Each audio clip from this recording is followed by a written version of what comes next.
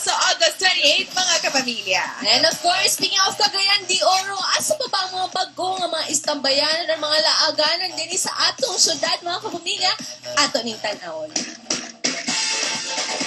The best way para ma-enjoy nato ang atong paboritong kape, kay kumparesan kini nato og good books. Mao kini ang imong ma-enjoy sa paglaag sa pinakabagong coffee shop dinhi sa Cagayan de Oro nga dunay tama nga library.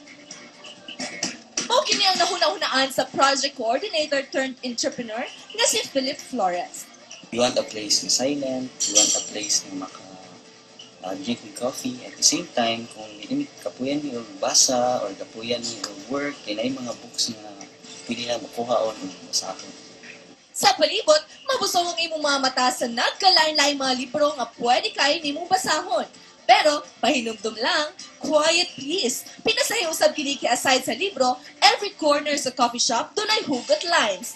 Dili lang mga fiction books and novels ang imong mabasa dinhi. Sanglit, lakip mga libro nga gagamiton sa eskwelahan, naa.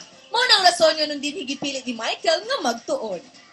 Kung dagan places na pwede ka maka-hangout na yun, makatarong po kag study pod.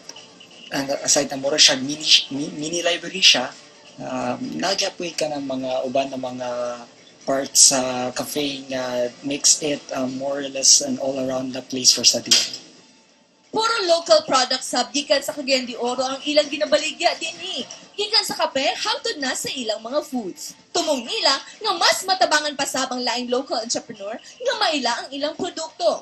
Sa kandidad nga 20 pesos lang, pwede na nimong ma-enjoy ang lugar sa lut sa usa ka oras. Choose Philippines, choose Cagayan de Oro, Miss Samis Oriental.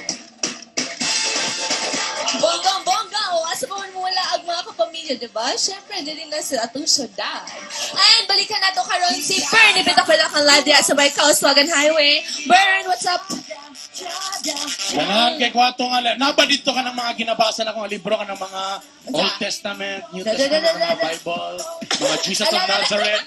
Mga Bible. Hoy, teka muna. Once again, katong mga nag-pass na sa ilang mga higala dance challenge na to, once again, akong gi-challenge ang mga RTA.